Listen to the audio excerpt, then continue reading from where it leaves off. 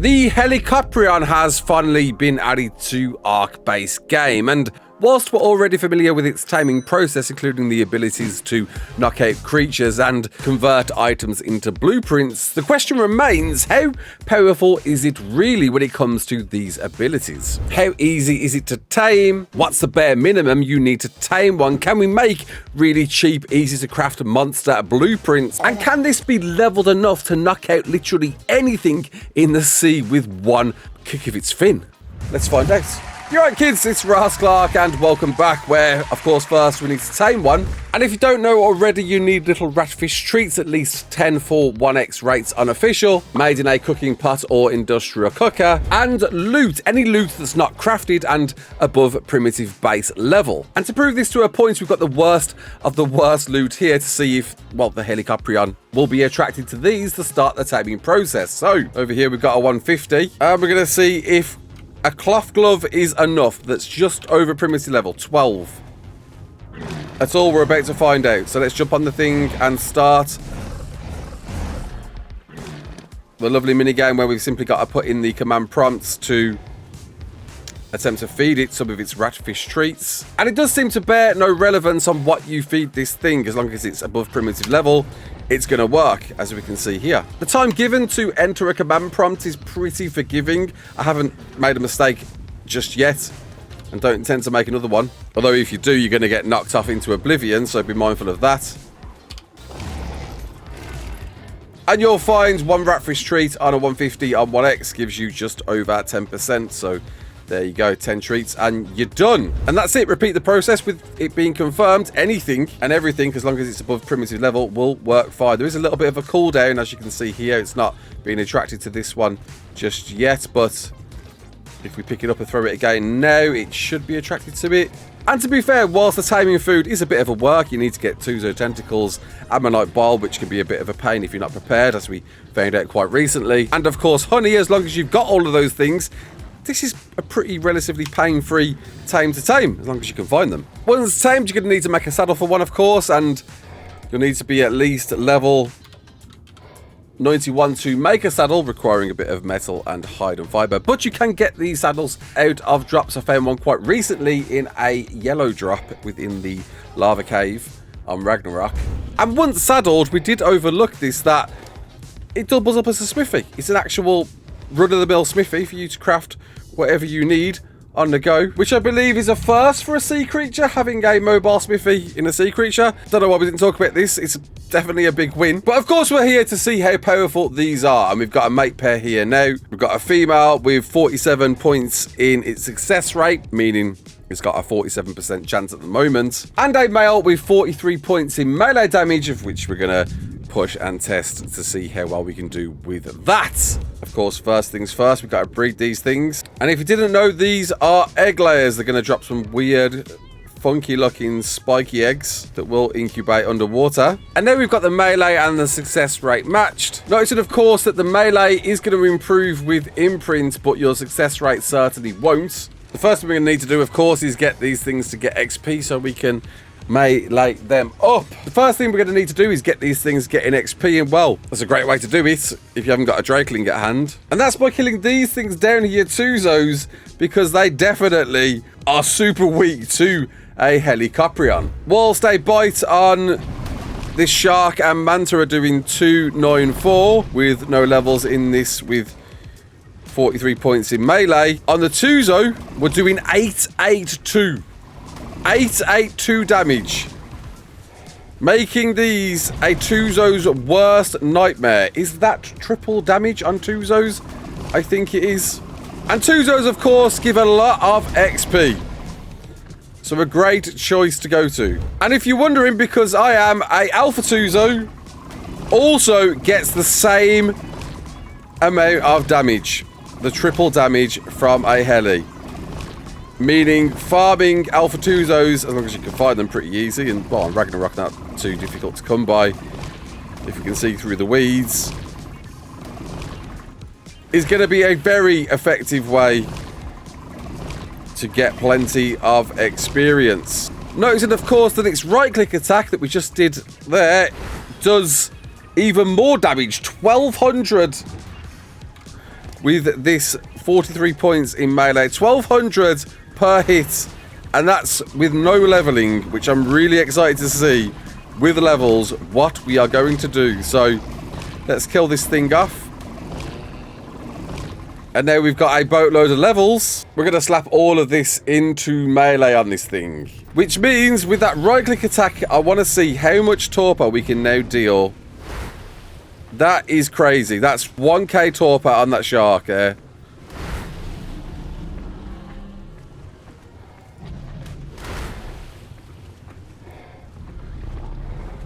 That's 1.2k, which is fascinating because we're doing way more torpor than we're doing damage. Let's try and get something a bit easier to target one by one. Okay, so a good example, I think we're going to try it here, is this level 60 Megalodon, where we're going to use a level 1 heli first with no points, of course, into melee damage with a base 125. Inflicting 260 torpor, 270 torpor, and that's continuing to rise. Looks like we're capping at just under 280 torpor there at level 1 with no points put into melee. But on this one, that's got a lot of levels into melee. 43 base plus 53 on top. We do so much more. Oh my god, it's 2 hits and it's knocked out, which is phenomenal. And let's pump all the levels into melee with this thing. So now we've got all 88 levels in melee, pushing this all the way up to 1146 melee. And I want to see if one hit can knock out a Megalodon. Not forgetting, of course, mate boost is definitely having an effect here as well. And I'm wondering how much additional torpor is created there. Actually, not like, so it's the same base torpor, it's just improved with that initial melee hit.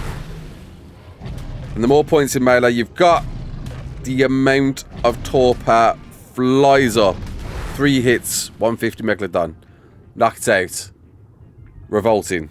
That is revolting. Okay, so let's test it on something a bit bigger. Dunkleo. Bit of a pain to tame sometimes. Got quite a lot of torpor on it.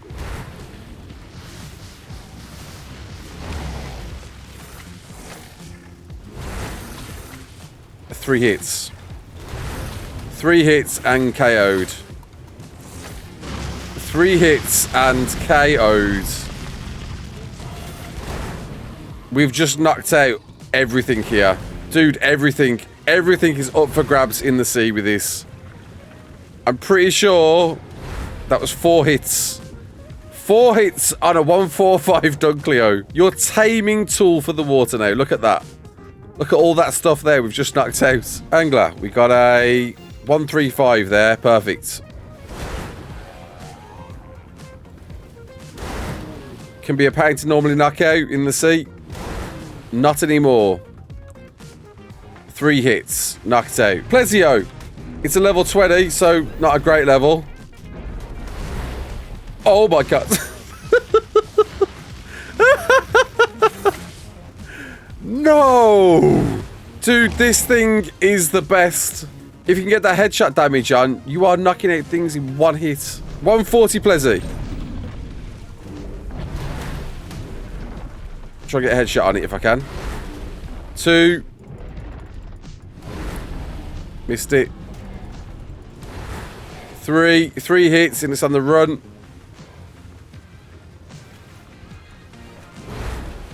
And 4 and down. Which really only leaves one other to knock out in the sea. If I can get that headshot damage on it, there it is. Oh, 1, 2, 3, and 4 for good luck. There it is. I wonder if we could have done that in 3. That's out. Good grief. Do you know how long you usually normally take knocking these things out? That just went out like that. Blinked and you missed it. A 140 Moser. Bit of a dangerous thing to take on. And look at that. 5k. We're doing almost 5k a hit.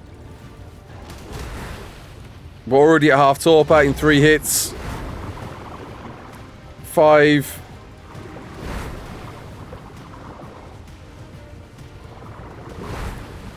Six. And 7 hits on a 140 Moser. Knock it out.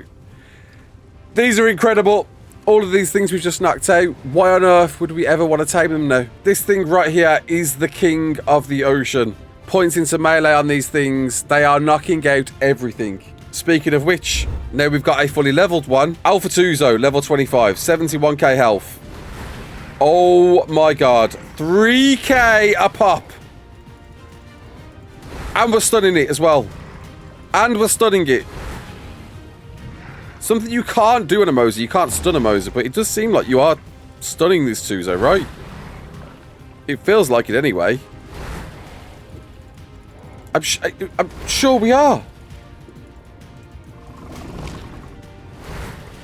Oh, that's revolting. We're just stunning it in place. Get a few bites in. And in a minute, it's about to run. But it doesn't matter because the ink won't blind us.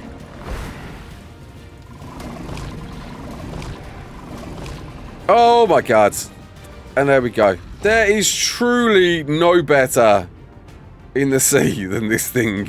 So that's its melee. I'm trying to think what else there is worth testing against under the sea. I mean, worth noting, of course, with this melee, this shouldn't be possible, but we got to give it a go. It is level 20, but Torpor's more or less the same on Gigas anyway, so let's see. Oh, there we go. That's good enough for me. That's good enough for me. 2. It's biting 3.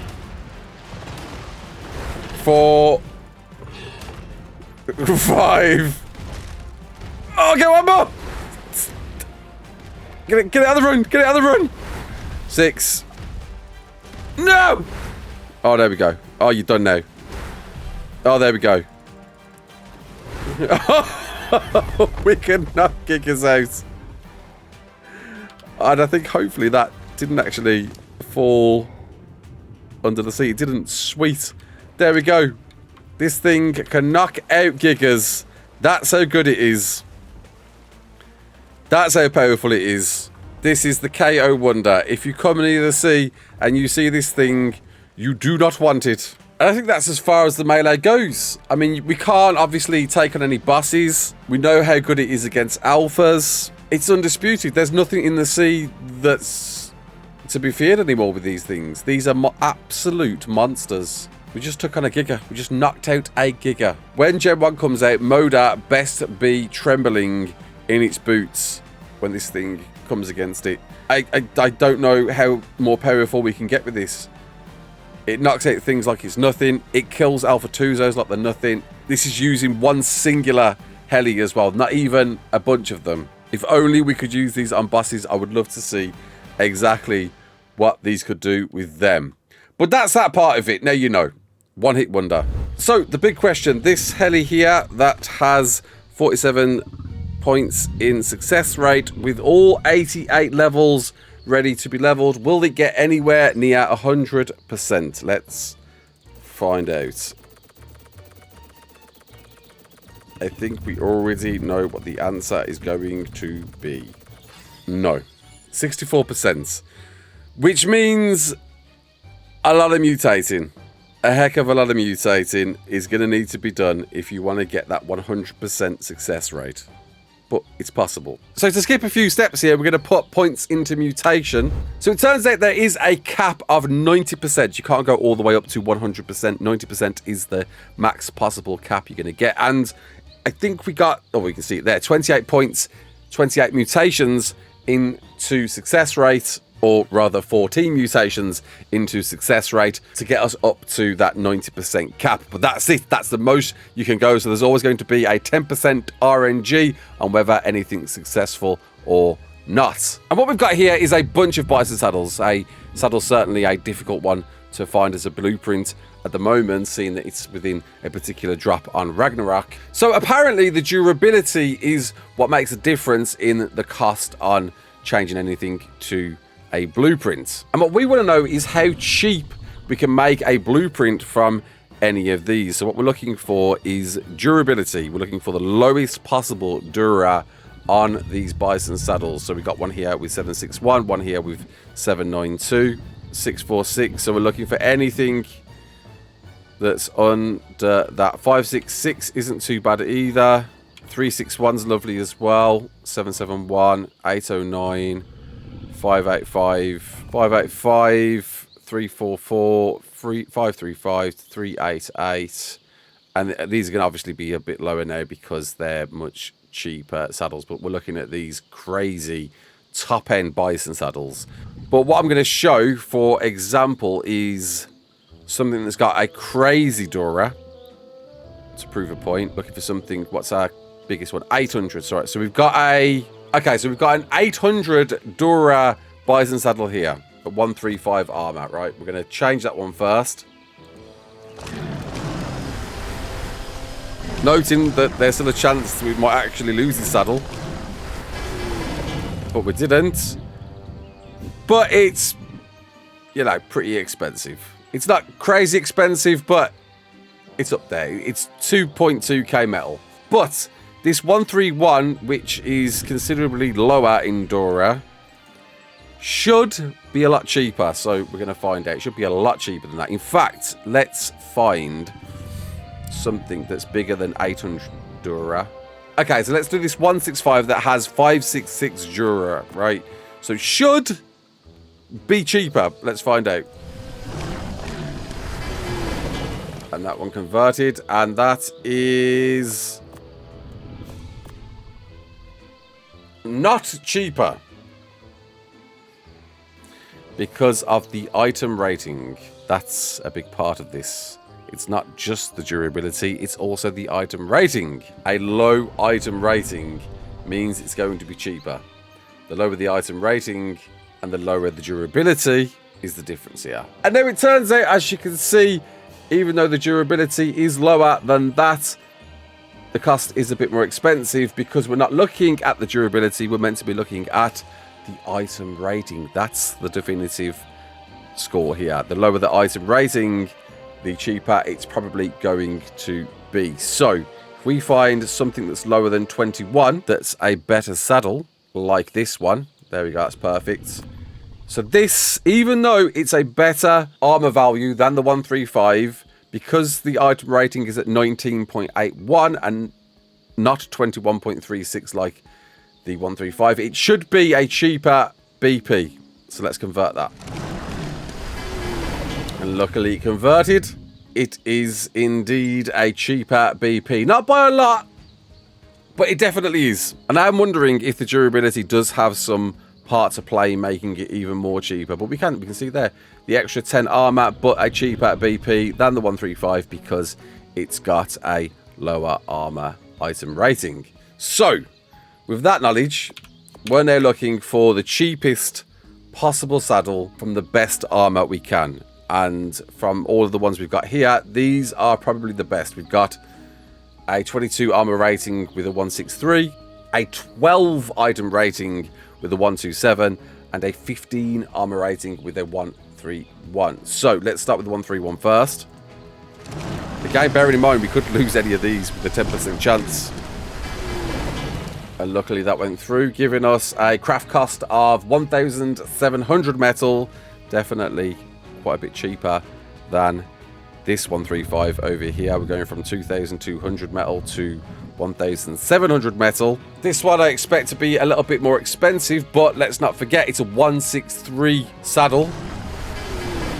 And it converted. And there we go. Yeah, just a bit more expensive, but there we go. We've now got a BP to make, well, frankly, max bison saddles costing 2.4k metal. That pace is still kind of high there. But this one here is probably the one I'm looking forward to more than most because it's got an item rating of only 12 and it's still a 127 saddle, which means this one could be really, really nice. Of course. The one saddle I wanted to see. Okay, let's get a few more then. So the next best I've found now is a 147 with an item rating of 16, which is actually quite less than this one here. So if we change this one into a BP, which it did, which it did. So we've got a 132 saddle, just a little bit extra than that one there, but with a lower item rating of 13, going from 15.8 down to 13.1. Converting that grants us a very successful, even cheaper BP of now 1.4k metal. Much more affordable to make, and just a fraction better than this saddle here. And this one I'm even more excited to see, because that's got an item rating of 11.95, which, whilst it's dropping in a couple of points in armor, could be a really cheap BP. And it was successful. And there we go, 1.3k metal, a much more affordable BP. But of course, it's all down to that item rating. And if you're just going to get lucky, and if you've just got a good success rate, you could be finding some super duper cheap blueprints out in the wild in no time at all. You just got to go through that loot and hope for the best. I imagine people unofficial are going to go bananas, and are already going bananas with this if they've already got loot for days to find and create some insanely cheap BPs. I look forward to seeing what else we'll find out there, discover it there in the future. Until the next one, my name's Raasclark. Don't forget to like, share, and subscribe. And as always, peace out.